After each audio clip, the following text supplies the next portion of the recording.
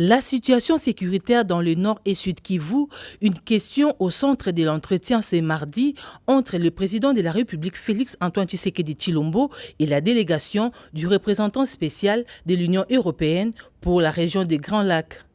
Au sortir de cette séance de travail, le représentant spécial de l'Union européenne dans la région du Grand Lac, l'ambassadeur Johan Borgstam, a donné aux garants de la nation la position claire de l'Union européenne suite à la violation de l'intégrité territoriale de la République démocratique du Congo par le Rwanda. Aussi, il a fait part de l'envoi par l'Union européenne d'une assistance humanitaire pour les populations de l'Est du pays. Ça a aussi été une possibilité pour moi de partager avec son Excellence, le président de la République, comment les positions européennes sur la région des Grands Lacs ont développé les positions très claires auprès de l'Union européenne par rapport à la violation de l'intégrité territoriale de la République démocratique du Congo par le Rwanda. Mais j'ai aussi partagé avec son Excellence le Président et les positions européennes actuellement aussi par rapport à notre coopération, mais aussi l'assistance humanitaire.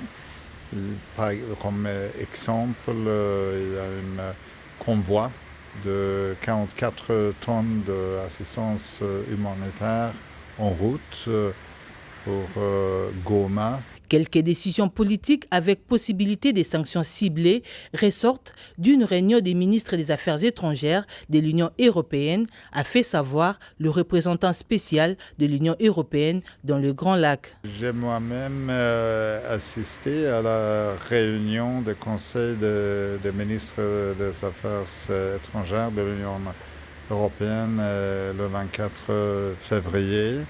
Et à cette réunion, il y a eu des décisions politiques par rapport à la suite concernant des mesures en incluant la possibilité des sanctions à titre individuel. Mais il y a aussi des décisions qui ont déjà été prises par rapport à suspendu notre dialogue sécuritaire défense avec le Rwanda. Le président de la République est plus que déterminé à mettre fin à ces atrocités dans la partie est de la RDC causées par le Rwanda et ses supplétifs de M23 AFC.